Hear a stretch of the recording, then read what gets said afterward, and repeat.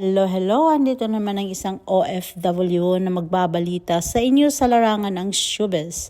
At ang pag-usapan natin ngayon guys ay ang eldest daughter ng ating megastar Sharon Cunita patungkol sa kanyang birthday nung nakaraang April 8. 8 or 7? Yes, April 7.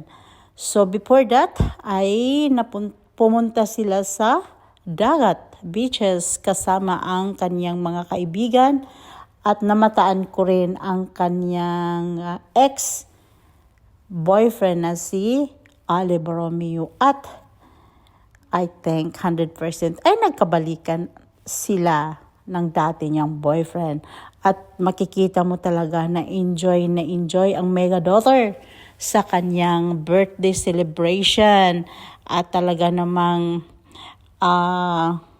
happy to the max kasama ang mga kaibigan at certified 40 years old na ang mega daughter.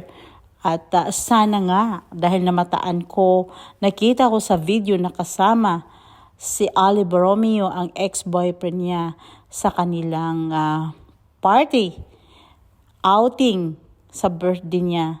I think this is in Palawan. I'm not sure.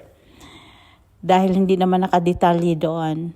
And I'm not so much familiar sa mga beaches sa atin sa Pilipinas. So I think dahil KC Concepcion has a properties in Palawan, El Nido. So I guess itong video na ito ay nasa Palawan sila kasama ang kanyang mga kaibigan. At they are so much happy together.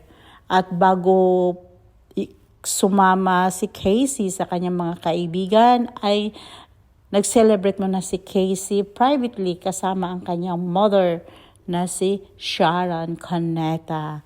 At ayun nga, ay balita natin ay si Sharon ay medyo masama pa ang pakiramdam ngayon. Wala pa tayong exactly na balita kung okay na siya, pero namataan ko siya sa nakiramay siya kay Jackie Lo Blanco sa pagkawala ng kanyang inang si Asian Queen of Song si Pilita Corrales.